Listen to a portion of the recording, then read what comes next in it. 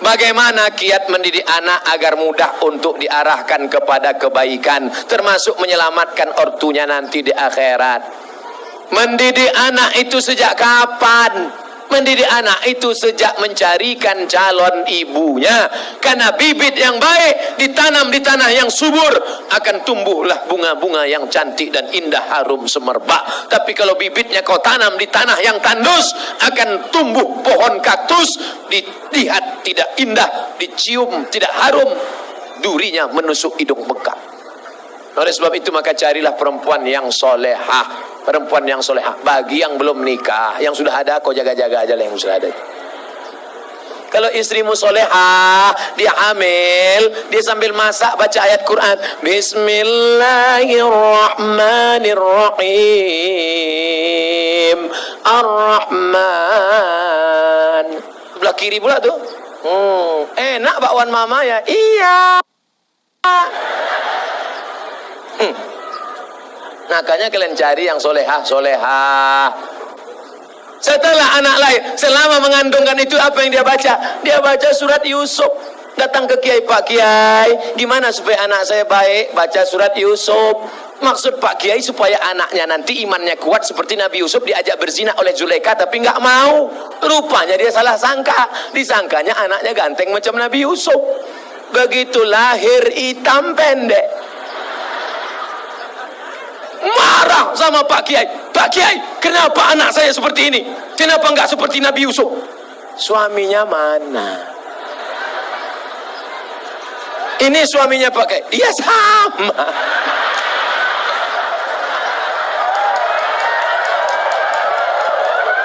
Maksud saya nyuruh kamu baca surat Yusuf, bukan anaknya ganteng macam Nabi Yusuf, tapi imannya kuat. Mohon maaf Pak Kiai, saya salah sangka.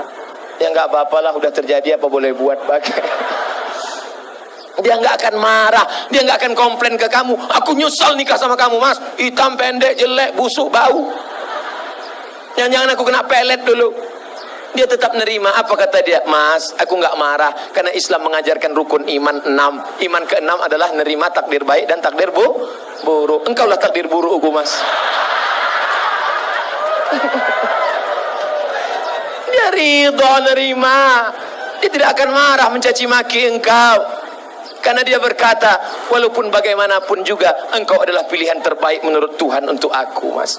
Walaupun kemana-mana orang selalu bertanya, itu supirmu ya? Lalu kemudian setelah anakmu lahir, dia akan menyusukannya. Disusukannya anakmu berapa lama? 2 tahun. Sekarang banyak perempuan tidak mau menyusukan anak 2 tahun. Disusukan anak ke kaleng. Makanya anak pulang sekolah bukan meluk ibunya, meluk kaleng. Tanya Bu Dokter, tanya Pak Dokter Andi Sopyan, apa kata dokter? Coba tengok dinas kesehatan, susukan anak Anda 6 bulan berturut-turut, ASI eksklusif.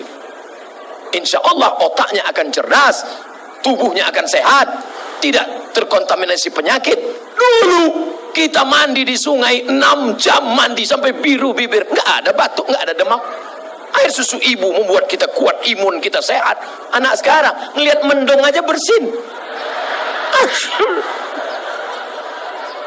Ikatan emosional dekat. Anaknya disusukan ibu. Ibu yang menyusukan anak untuk menghindari kanker payudara. Ibu yang menyusukan anak sekaligus keluarga berencana. Ibu yang menyusukan anak, kedekatan emosional antara ibu dan anak. Makanya anakmu jauh, dia tetap nelpon, mama mau makan apa, nanti adik bawakan makanan ya. Anak yang tidak kau susukan, kau titip uang pun dia lupa. Mana titipan mama tadi? Nggak ingat mah, lupa. Jangan heran. Kenapa? Karena hubunganmu dengan dia sudah lama putus. Lalu kemudian setelah itu dijaganya. 2 tahun pertama susukan. 2 tahun kedua lari-lari lompat-lompat. 2 tahun ketiga mulai dia mengajarkan surat-surat pendek. Anak sambil motong-motong bawang, motong-motong cabai. Bismillahirrahmanirrahim. Qul huwallahu ahad. Akhirnya dia ajak sholat. Sekarang kita ketemu perempuan di tepi jalan, umur 5 tahun, lipstiknya tebal, rambutnya pirang 3 warna, merah, kuning, kelabu, kuteknya merah. Kira-kira anak umur 5 tahun ini yang ngajar siapa?